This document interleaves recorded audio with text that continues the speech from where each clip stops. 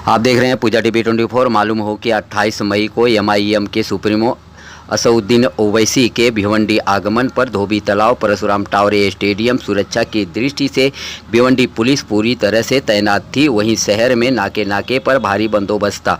तत्पश्चात शाम 7:10 पर असदुद्दीन ओवैसी का आगमन हुआ। स्टेज पर पहुंचकर पदाधिकारियों से हाथ व गले मिलाए।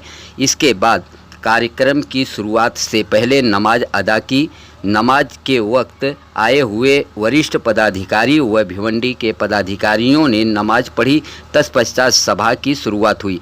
आपको बता दें कि इस सभा में भिवंडी के कार्याध्यक्ष की अनुपस्थिति देखने को मिली। वहीं सभा के मंच पर लगे बैनर पर भी कार्याध्यक्ष का फोटो नदारद थी, जो अपने आप में सवाल पैदा होता है। एमआईएम का सुप्रीमो भिवंडी में और भिवंडी का कार्याध्यक्ष व बैनर से फोटो गायब, आखिर क्यों? खैर, यह मामला क्या है, क्यों ऐसा हुआ, यह तो आने वाला वक्त बताएगा।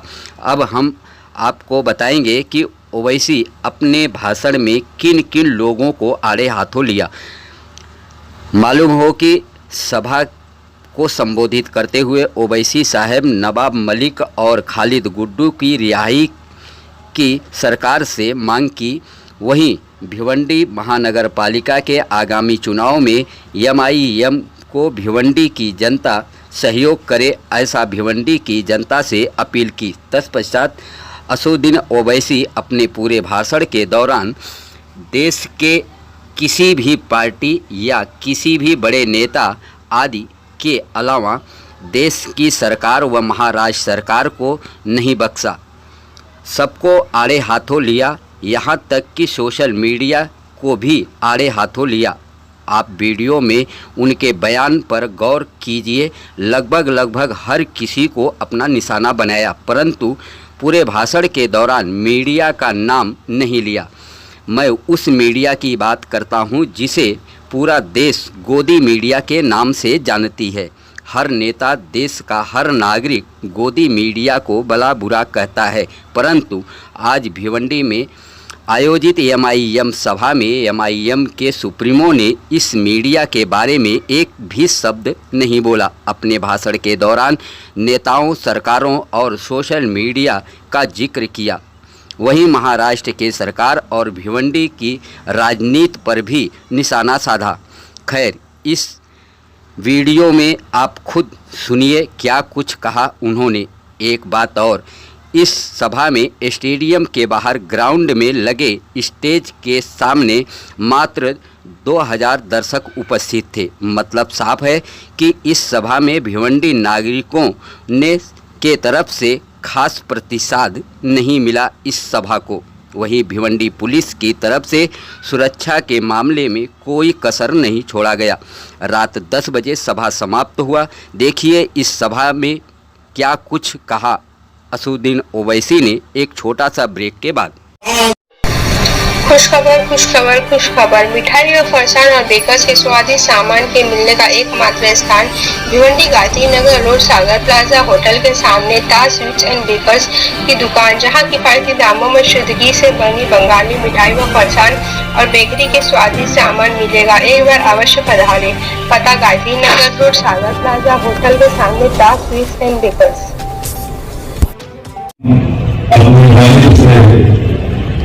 महाराष्ट्र की हुकूमत से इस बात का मुतालबा करते हैं, डिमांड करते हैं कि खालिद गुड्डू साहब को जल्द से जल्द रिहा करवाया जाए।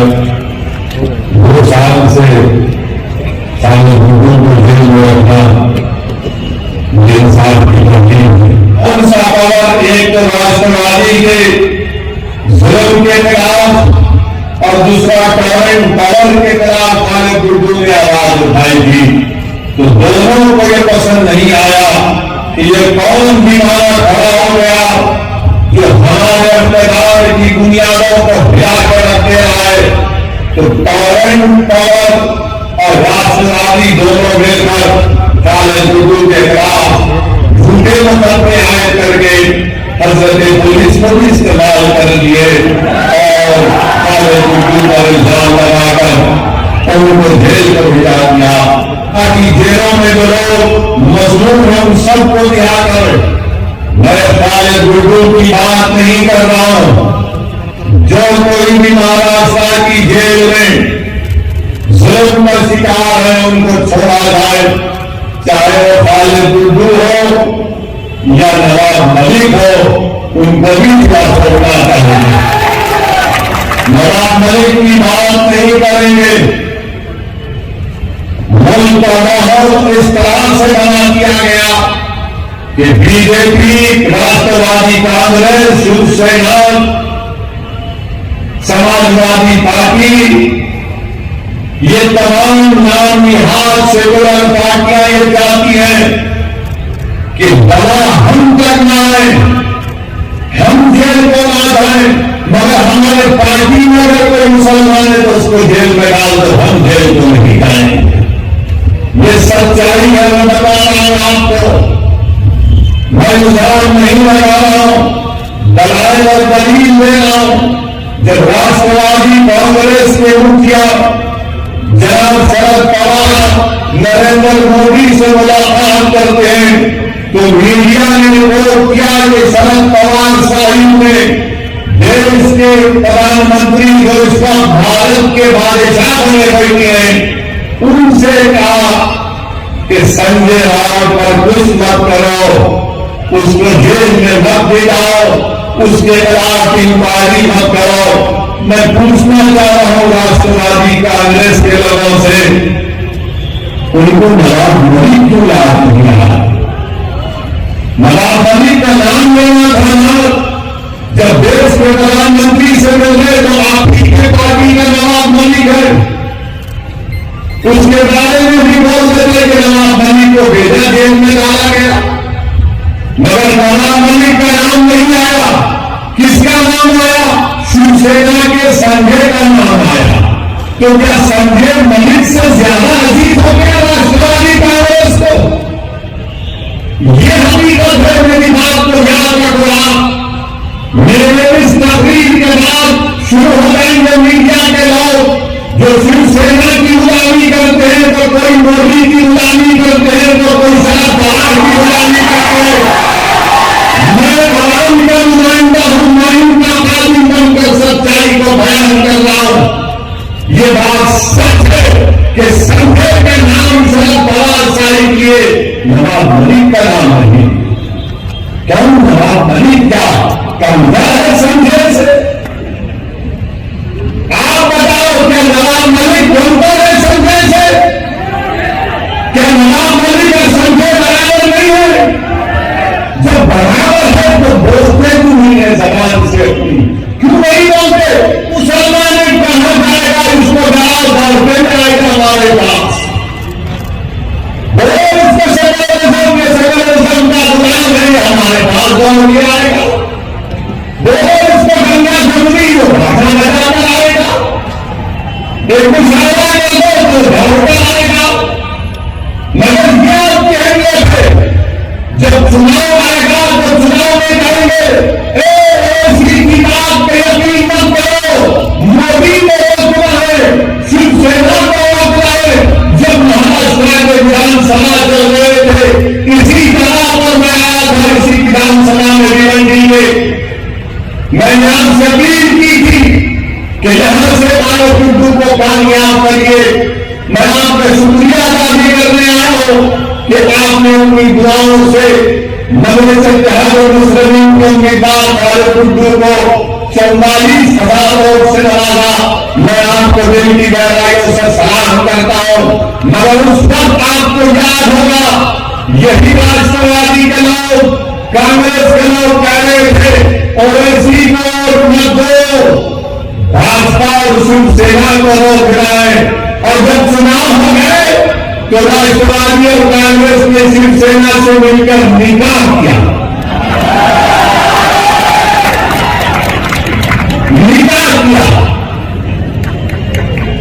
अब ये 1, 2, 3 में दूसरे को भी मुझे नहीं मालूम, मगर एक सवाल हर दूल्हा आपके सामने खड़ा रहा।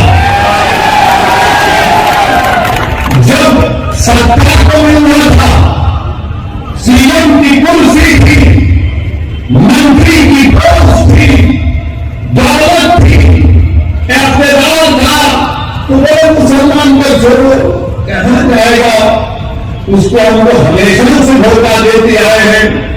हमने भिवंडी में फसाद करवाया, भिवंडी में मरवाया, भाजपा का, शिवसेना का, सेकुलरिज्म का इसको काट उसके सामने को मुसलमान सन्नाटे में आ गया।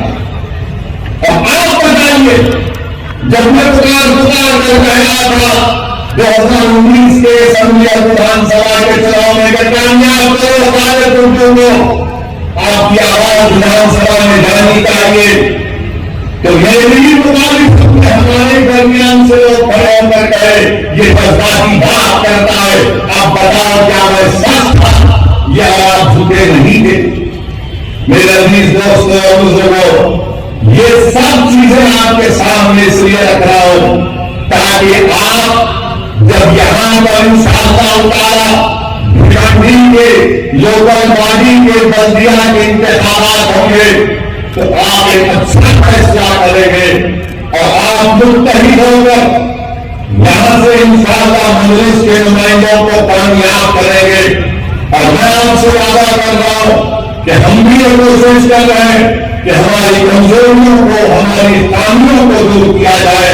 मैं आपसे अपील कर रहा हूं कि आप हमारी रहबरी करिए, हमारी सरपरस्ती करिए। अगर हम गलती करते हैं तो हमारा हाथ पकड़कर तोड़िए, मगर इस कारवां की जिम्मेदारी को आपको लेकर आगे करना है, आपको कामयाब करना है। मैं यहां पर नहीं आया हूं अपने लिए बात भाग यही कहता हूं, मैं कहता रहूंगा। मैं यहां पर इसलिए आया हूं कि ताकि आपके बात की लीडरशिप बने, आपका हायत बने, जो आपकी आवाज विधानसभा हो, पार्लियामेंट हो, यहाँ की बंदियां हो, वहां पर गूंजे। पावर एंड पावर के जुल्म का खात्मा हो। यह बुनकरों की सरजमीन है, यह मजदूरों की सरजमीन है और यहाँ पर एक बढ़ती कंपनी गरीबों का खून चूस रही है और खून चूसने में मदद कर रही है शिवसेना, राष्ट्रवादी कांग्रेस और कांग्रेस। आखिर क्या बात है कि सिर्फ यहाँ पर कितने लोग तोमार विकास अघाड़ी के सिर्फ 4 नगर सेवक है, उनका महापौर बन जाता, सिर्फ 4 उनके। और फिर इसमें कांग्रेस भी और शिवसेना भी, बीजेपी भी, इनकी मदद करते हैं। क्या बात है, ये आपके रिश्तेदार हैं क्या? 4 इनके, समय कांग्रेस के, भाजपा के भाजपा, क्या बैठ के बिजानी खाते तुम लोग? पूरा भिवंडी को लूट लिए। 850 करोड़ का बजट कहां इस्तेमाल हुआ? जब ये सवाल हम करते हैं 850 करोड़ कहां गए, तो कल आप देखेंगे सुबह से यह रात भर नहीं सोएंगे, दिन तक सोएंगे, कर्मठे बदलते रहेंगे। कैसा बोला, कैसा बोला, ये बोला, वो बोला। अरे बोलेंगे बाबा, तुम्हारे बाप को भी बोलेंगे, तुमको भी बोलेंगे, बोलते रहेंगे और सुबह से शुरू हो जाएंगे। ये बहुत ऐसा किया, ये ऐसा बोला, वो उस समुदाय के खिलाफ बोला। अरे बाबू, कभी तकरीर सीखना है ना संविधान के दायरे में रहकर, तो आओ मैं तुमको समझाता हूं कैसे तकरीर करना है। मगर कल से शुरू कर देंगे, 10 बजे से मीडिया को फोन आएगा, ये 2 मिनट चलाना कैसे? उसने ऐसा बोला था, तू चलाया क्यों नहीं? एक रात में बारिश को बोला तो बिठा के इसको पूछ रहा, कितनों को बिठा के पूछेंगे, कुछ भी निकलने वाला नहीं है इसमें से। जो बात सच्ची होती है, कड़वी होती है, कड़वी उन लोगों के लिए होती है जो जुल्म करते हैं, और जो बात सच्ची होती है उन आवाम के दिलों को छू जाती है और दिलों में समा जाती है। इसीलिए हमने संविधान मुस्लिम से मुताबिक 850 करोड़ का बजट और अस्पताल जैसा भी कहा गया कि वेंटिलेटर का है, 850 करोड़ कहां गए? कैसे वो अस्पताल नहीं अच्छा हुआ? किसके जेब में गए? आप अंदाजा लगाइए। 850 करोड़ का बजट का अस्पताल की अच्छाई के लिए, डेवलपमेंट के लिए समा होता तो गरीबों को इससे फायदा पहुंचता भिवंडी की।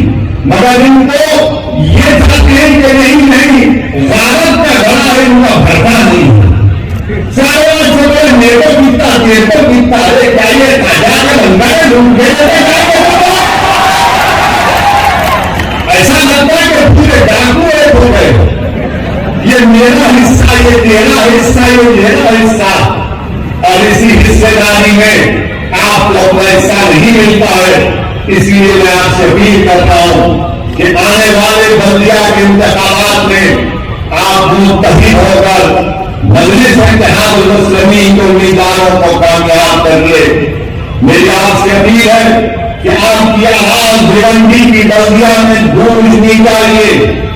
आपके मसाइल की हल मिलना चाहिए। और जिस तरीके से आपने अल्हम्दुलिल्लाह 44,000 वोट खालिद कुतुब को दिए, मुझे यकीन है कि आने वाले बल्दिया के इंतखाबात में आप मुत्तहिदा तौर पर मजलिस के उम्मीदवारों को कामयाब और कामयाब करेंगे। मेरे अजीज दोस्तों और बुजुर्गों, मैं आपसे अपील कर रहा था, बता रहा था कि मुल्क में जो हालात हैं वो आप सब जानते हैं, मुझसे बेहतर आप जानते हैं। आज प्रधानमंत्री, देश के वजीर आजम, दिल्ली के बादशाह अपनी हुकूमत के 8 साल के मुकम्मल होने पर बड़े बड़े बातें आज की है। मैं देश के प्रधानमंत्री से इतना पूछना चाहता हूं, देश के प्रधानमंत्री आखिर ये क्या बात है कि 1 लीटर दूध और 1 डबल रोटी का जो पैकेट एक ही कीमत में क्यों मिल रहे प्रधानमंत्री? 1 लीटर दूध और 1 डबल रोटी का पैकेट। तो बीजेपी वाले बोले क्या बोलता है ना, क्या बोल रहा है? रोटी खरीदने, डबल रोटी खाने, पेट भर जाएगा। अरे आप बताइए, महंगाई कभी इतनी महंगाई भारत में कभी नहीं हुई थी। और आज 8 साल देश के प्रधानमंत्री अपनी हुकूमत के बना रहे हैं। महंगाई, इन्फ्लेशन सबसे हाईएस्ट है। बेरोजगारी नौजवानों में तो भारत में, दुनिया में किसी मुल्क में नहीं है। मगर मोदी जी बोले 8 साल में मैंने चांस पर जाकर आपको देश के प्रधानमंत्री बोल रहे कि 8 साल में बहुत बड़ा काम कर दिए। फिस्कल डेफिसिट 40 साल में सबसे ज्यादा है। रिटेल इन्फ्लेशन 30 साल में सबसे ज्यादा है। और जो महिलाओं की खवातीन का वुमेन फोर्स है उसमें कमी आई है। 10% से कम महिलाएं काम करती है भारत में। आप बताइए इसके ऊपर क्या बोलेंगे? मेरे अजीज दोस्तों और बुजुर्गों, 8 साल का जश्न बीजेपी मना रही है तो कई बात सच नहीं है कि भारत के फॉरेन रिजर्व जो $640 बिलियन से $595 बिलियन पर आ गए, कौन जिम्मेदार है इसका? FIS फॉरेन इन्वेस्टमेंट इन्वेस्टर 22% से 19% में आ गए इंडियन स्टॉक्स के। कौन जिम्मेदार है इसका? इस्लाम को मारा गया, कौन जिम्मेदार है? हिंदुस्तान को मारा गया, कौन जिम्मेदार है?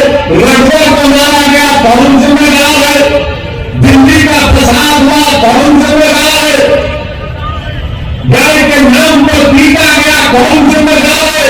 गाड़ी के नाम पर मारा गया, कौन जिम्मेदार है? सर पे टोपी पहनने पर मारा गया, हाथ जुलाई पर बैठक की पेट में मारा गया, कौन जिम्मेदार है?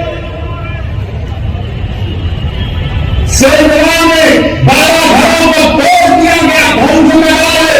मध्य प्रदेश खतरों में 22 घरों को तोड़ दिया गया, कौन जिम्मेदार है? राजस्थान के कैरोली में फसाद हुआ, कौन जिम्मेदार है? और 8 साल का जश्न मना है, इस पर कोई बात नहीं करेगा। अब जब आप भाजपा के लोगों से पूछेंगे, ना मोदी जी ने तो 370 निकाल दिया। तो जब 370 निकाल कर आपने कहा था कि आतंकवाद का खात्मा कर दिया, तो कभी टिकटॉक के टीवी के स्टार को गोली मार दी गई, कौन जिम्मेदार है? एक गवर्नमेंट का मुलाजिम पंडित था, कश्मीरी पंडित, उसको मार दिया गया, कौन जिम्मेदार है? तुमने झूठी पिक्चर को बना दी, जज्बात को नफरत पैदा करने के लिए इस्लाम और मुसलमानों के लिए, मगर पंडित तुम्हारा कौन जिम्मेदार है? तुम्हारी सरकार है। पड़ोसी पाकिस्तान से टेररिस्ट कश्मीर में घुसकर आकर गोलियां चलाते हैं, कौन जिम्मेदार है? इसका आपकी सरकार है। नौकरियों नहीं है, कौन जिम्मेदार है इसका? कौन जवाब देगा इसका? हाँ, मैं मानता हूं कि इन सब की जिम्मेदारी अगर किसी का है, इन्फ्लेशन बढ़ता है तो मोहन बादशाह अकबर जिम्मेदार है। नौजवानों में, युवाओं में बेरोजगारी है तो ताजमहल बनाने वाले शाहजहां की जिम्मेदारी है। पेट्रोल डीजल बढ़ गया, औरंगजेब जिम्मेदार है, मोदी जी नहीं है जिम्मेदार। ये लोग करेंगे, इसीलिए पेट्रोल आज तक बढ़ रहा है। सरकार आपकी है, मैं खुद कह रहा हूं, औरंगजेब, अकबर, शाहजहां सब जिम्मेदार हैं, मोदी जी नहीं है जिम्मेदार। मेरे अजीज दोस्तों और बुजुर्गों, एक बात मैं भारत के मुसलमानों को भिवंडी से कहना चाहूंगा। भारत को सेकुलर जहन रखने वाले हमारे हिंदू भाई बहन हैं, दलित हैं, ओबीसी समाज के लोगों से कहना चाहूंगा, भारत कैसे बना? यहां जो भारत है कैसे बना? ये आरएसएस, बीजेपी कहती है कि आक्रमण करने वाले मुसलमान आए थे, कहते हैं ना, ये आए थे, आक्रमण करने वाले आए थे भारत में। तो क्या भारत की तारीख सिर्फ मर्दों से शुरू हुई क्या? नहीं, 65,000 साल पहले भारत में जो मौजूदा भारत है, या जो हम जिसको कहते हैं, ये हमारा जो खित्ता है, उसमें 65,000 साल पहले अफ्रीका से लोग आए थे। 65,000 years ago, people from Africa came to India and Bharat of that time. फिर 45,000 साल पहले ईरान से किसान आए थे। फिर उसके बाद मशरिकी एशिया से, ईस्ट एशिया से लोग आए। फिर उसके बाद से सेंट्रल एशिया, वेस्टर्न एशिया से लोग आए, उनको आर्यन बोलते। तो 4 किस्म का माइग्रेशन हुआ, अफ्रीका से, ईरान से, और तीसरा हुआ मशरिकी एशिया से, जिसको स्टेट पैस्टोरलिस्ट कहते हैं, 14 वेस्टर्न एशिया से, जिनको आर्यन कहते हैं। ये 4 आज तो भारत बना। अब भारत किसका है मालूम है आपको? मेरा भी नहीं है भारत, ना उद्धव ठाकरे का भी है, ना ओवैसी का है, ना मोदी का है, ना शाह का है। भारत अगर किसी का है तो द्रविडियन का है, आदिवासियों का है, द्रविडियन और आदिवासियों का है। मीडिया लोग तुमको मसाला दे रहा हूं, मगर यहां देखोगे तुम चलाओगे तो फंस जाओगे। चलाओ मेरे को कोई बात नहीं है, क्योंकि दूल्हे का नाम लेकर ही का नाम चलता है। तो 4 लोग आए थे माइग्रेशन का। ये मुसद्दिक आपसे कह रहा हूं, मैं बीजेपी वाले से अभी अफ्रीका से भी तो आए थे, ईरान से भी आए थे, सेंट्रल एशिया से भी आए थे, ईस्ट एशिया से भी आए थे। ये सब घूमे तो भारत में, मगर आदिवासी यहां का है, द्रविडियन यहां का है। ये आर्यन आए थे 4,000 साल पहले। अच्छा हैरत की बात यह है कि जब मैं ज्ञानवादी मस्जिद के बारे में कहा कि बाबरी मस्जिद की तरह इसको छीनने की कोशिश की जा रही है, तो सोशल मीडिया पर संघ परिवार के लोगों ने कह दिया ओवैसी को इसके पूर्वज ब्राह्मण थे। मेरे बाबा का नाम सुल्तान सलाउद्दीन ओवैसी, दादा का नाम अब्दुल वाहिद ओवैसी, दादा के बाबा का नाम इस्माइल ओवैसी, और भी आ सकता मुझे ब्राह्मण थे। अच्छा, अब इसका जवाब नहीं कर देगा भिवंडी में, सुनो वो नहीं बनता मेरे को याद रखो, मैं उन पागलों की तरह नहीं हूं, धनजन नहीं हूं, दालाल देकर बात करना। सुनो, मेरा ताल्लुक किससे?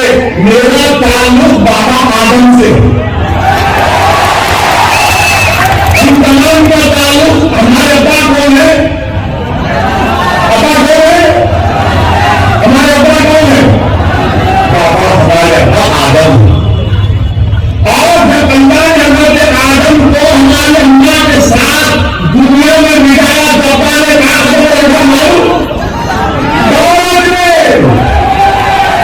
ये मेरी बाप की जमीन हुई, जीत सकता अब्बा अल्लाह मिलाया तो बोले भारत में आके कदम नहीं रहता, अब्बा की जमीन हुई। अब एक का हम आ जाके मेरा ताल्लुक अब्बा आदम से होता कि बाल गंगाधर तिलक जो भारत की आजादी में बहुत बड़ा औजार किए, मुजाहिद आजादी है, क्या वो नहीं कहा कि आर्यन लोग आर्टिक से आए थे? आर्टिक उन्हें कहा पड़ेगा। अब बताओ उस पर क्या बोलेंगे, क्या बोलेंगे तुम बताओ उस पर? इसलिए कहना कि भारत में अगर कोई इंडियन मैंने ओरिजिनल है वो आदिवासी है। अब मैंने मंदिर तोड़े तो फिर इसका भी जवाब सुन लो। ये जो अशोका का पोता था, पुष्पमित्रा अशोका कौन थे? अशोका के पोते को किसने मारा? और यही शख्स ने 40,000 बुद्धिस्ट इबादतगाहों को निष्ठो नाबूद करके खड़े हो इस पर झूठ फेंका, वो इस पर झूठ फेंका। हम क्या समझ सकता बताओ? नहीं बोलेंगे। अब जब सुनेंगे तो खामोश हो जाएंगे। अशोका के पोते को हराने वाला कौन था? नाम बोलो। नहीं बोलेंगे। ये आपको समझता है। अब बात करें कि बोलेंगे यूं करें, अच्छा फिर क्या जेम्स का इंतजाम नहीं था भारत में? क्या सेटेलाइट सर्विस को लाइट में तसादम नहीं हुआ? क्या तुम तारीख तुम वोट पर पेश कर रहे हो? अरे उन जाहिलों के सामने अपनी जहालत दिखाओ, असदुद्दीन ओवैसी के सामने जहालत न दिखाओ, उनका आईना दिखाओ का मजा होगा।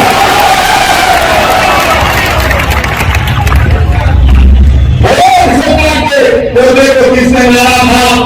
नहीं बोलेंगे। शाम शुरू करेंगे इनको, बोलेंगे नहीं मोहल मोहल रात में मोहल, दिन में मोहल, बैठोखाना में मोहल। कभी मिलो तारीख से। तारीख ये है भारत की कि 65,000 साल पहले अफ्रीका से लोग आए थे भारत में। आर्यन तो 4,000 साल कहता होगा, और फिर बोलते हैं ये अनपॉसिबिलिटी जो है, ये अनपॉसिबिलिटी झूठ। सच क्या है? सच ये है कि बाबा साहेब अम्बेडकर ने कहा कि 480 यानी हज़रत ईसा के इस दुनिया से उठाने जाने के बाद 480 में यह अनपॉसिबिलिटी शुरू की गई है। बाबा साहेब अम्बेडकर ने लिखा, ह्यूमन स्टैंडर्ड ट्रैवल है उस किताब को, ये संगी नहीं करते। ताली मोबाइल मोबाइल मोबाइल वो कौन के बाबा साहेब अम्बेडकर ने नहीं कहा था, उस पर बात नहीं करेंगे। और करेंगे तो लोग मंदिरों को तोड़ दिए, तो क्या स्वामी विवेकानंद ने अपनी किताब में नहीं लिखा कि जगन्नाथ की मंदिर बुद्धि से अगर बेहतर रहेंगे, बहुत उस पर इंसान लगाने वाले बोलो, ओवैसी को धर्म की धमकी देना, ओवैसी को गाली देना, दिन रात में नाम का वजीफा देना, मैं तो मसाले को आज उठा रहा हूं, तुम जवाब दो उसका। अगर तुम 700-600 साल की तारीख की बात करोगे, मैं 65,000 साल की तारीख की बात करने को तैयार हूं।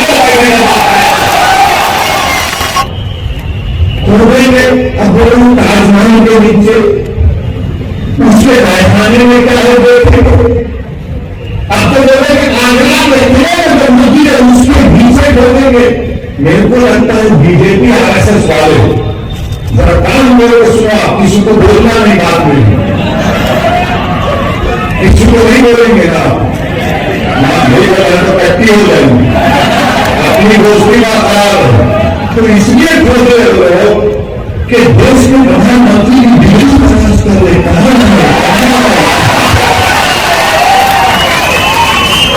नरेंद्र मोदी की एमए पॉलिटिकल साइंस की डिग्री है, मगर देश के प्रधानमंत्री की एंटायर पॉलिटिकल साइंस की डिग्री है, मिलती नहीं है। तो शायद प्यारे बोले मस्जिद के बहाने डिग्री की तब्दील कर दी।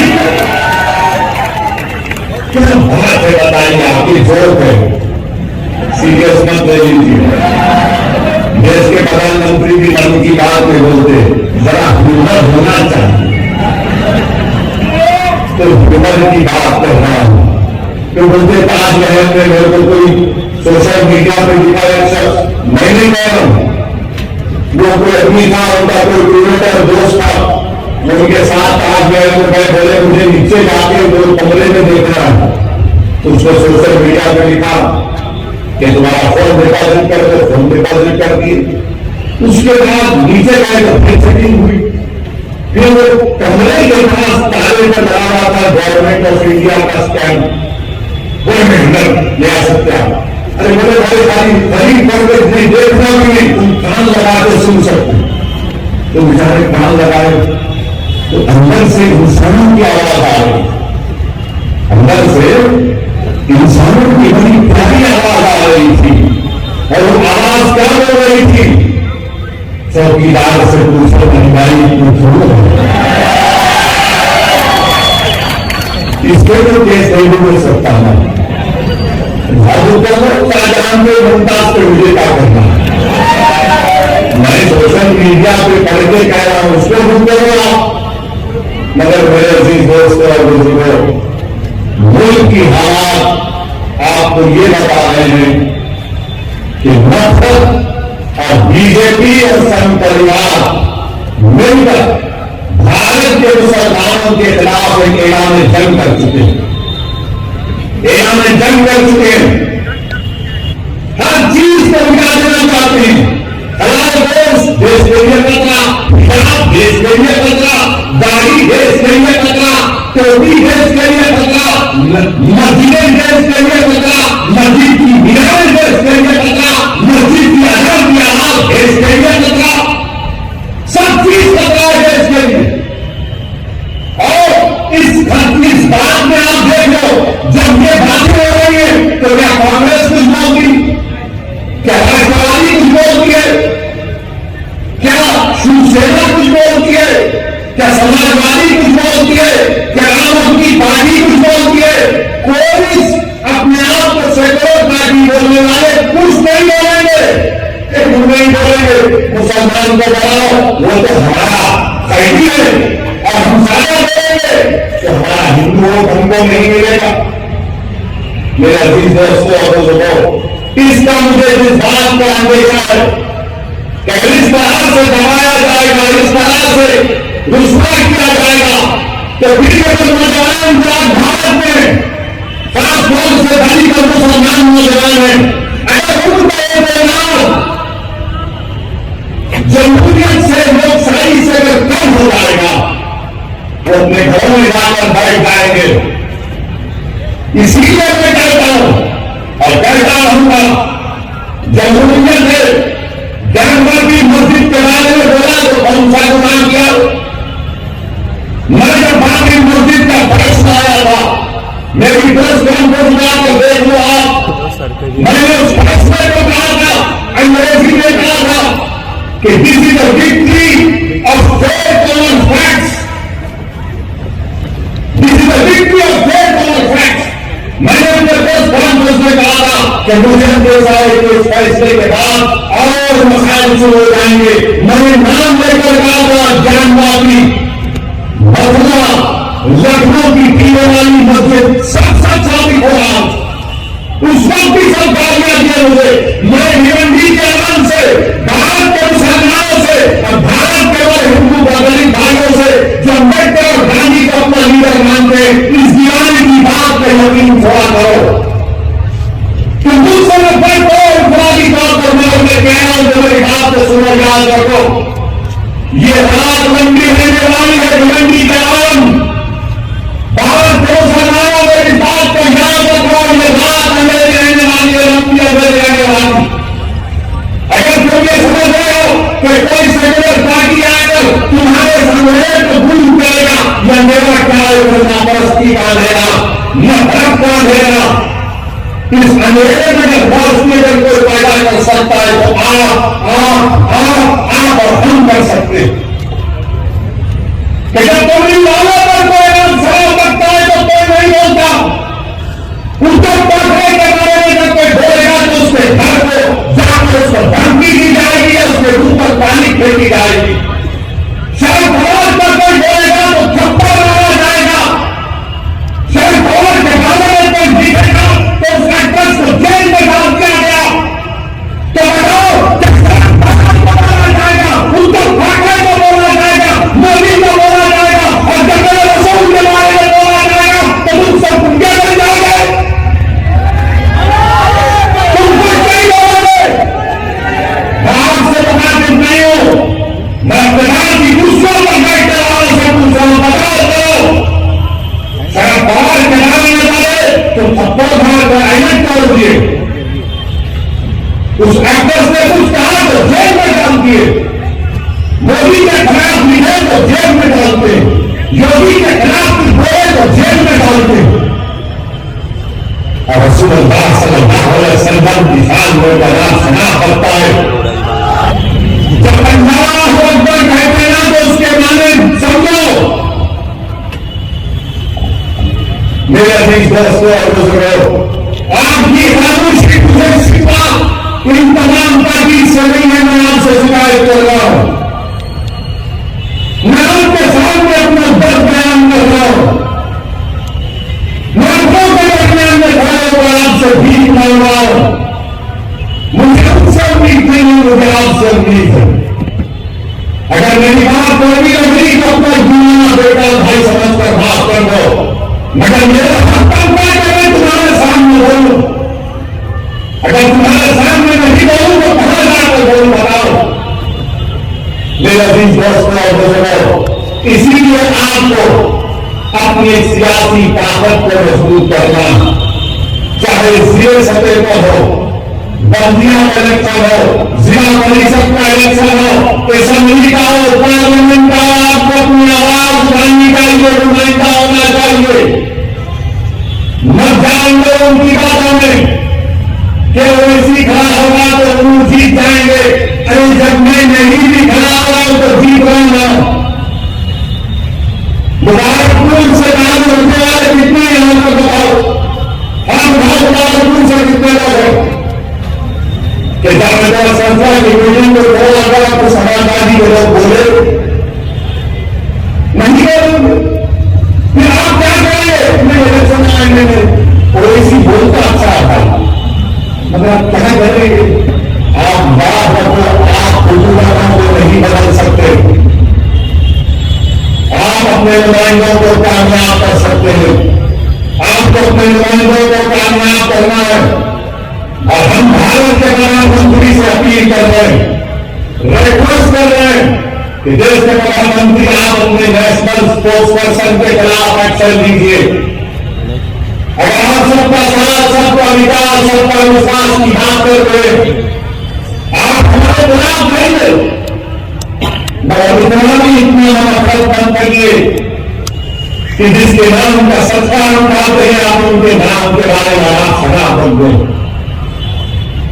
जिसके नाम का हम सत्कार करते हैं, देश के प्रधानमंत्री नाम से अपील कर रहे हैं कि अल्लाह के रसूल सल्लल्लाहु अलैहि वसल्लम के बारे में आपके स्पोर्ट्स पर्सन ने आप शराब बता, आप मुसलमानों के भी प्रधानमंत्री हैं, आप देश के प्रधानमंत्री हैं, आप बताओ जो चीज गलत है उसको बोलो, आप फेसबुक करो। देश के प्रधानमंत्री को काम करना चाहिए, करेंगे नहीं करेंगे मुझे नहीं मालूम, मगर मुझे यकीन है कि जिसने भी इस तरह की अनाप शनाप बता है उसको उसका सियासी चढ़ाव उठता जाएगा, उसको सिक्योरिटी मिलेगी, उसको बड़े बड़े अहदे दिए जाएंगे। मगर हम देश के प्रधानमंत्री से अपील कर रहे हो कि जो अपने आप को सेकुलर पार्टी कहते आपको बोलना चाहिए, आपके बारे में कोई बोला तो थप्पड़ मार देंगे, उद्धव ठाकरे आपको बोलना चाहिए। मोबाइल कांग्रेस की कोई इतराज नहीं है, मगर हर चीज के ख्याल होती है, किसी को बात की इजाजत नहीं है कि आप किसी मजहब के बारे में, उनके बारे में, लोगों के बारे में आप अनाप शनाप करते हैं। मुझे तलाक है बीजेपी से, शिवसेना से रहेगा सुनने की बात। मेरे अजीज दोस्तों और बुजुर्गों, मैं आपसे अपील कर रहा हूं कि मुत्तहिद रहिए और बीजेपी से अपील कर रहे हैं कि ये आप नेशनलिज्म का, भारत से मोहब्बत का दर्श हमको मत दो। हम वो लोग हैं जो हमारे बुजुर्ग जेल में थे, एक खत भी हमारे बुजुर्ग ने अंग्रेजों से माफी का नहीं लिखा। क्या लाला फजल खैराबादी ने काला पानी की सजा में अंग्रेजों को खत लिखा? फांसी पर बोले मोदी जी अंग्रेजों के खिलाफ माफी नहीं मांगी, पेंशन नहीं अंग्रेजों के खिलाफ, अंग्रेजों से अंग्रेज का घर नहीं लिए। हमने कहा यही हमारा भारत, हमारा घर है, लड़ेंगे अंग्रेजों को भगाएंगे या फिर अपनी जान को कुर्बान कर देंगे। और जिस शख्स का तुम दर्शन बना लो, क्या उसका नाम और गांधी के कपूर इंक्वायरी कमीशन में नहीं आया? जो महात्मा गांधी के खत्म में काम किया है, सोचो अगर गांधी से मोहब्बत है तो सवाल पर गोडसे और गांधी के साथियों का नाम नहीं आना चाहिए। मेरे अजीज दोस्तों और बुजुर्गों, आपका बेहद शुक्रिया कि आप तशरीफ आए और आपसे अपील करता हूं कि अपनी गांव में आज गुड्डू के लिए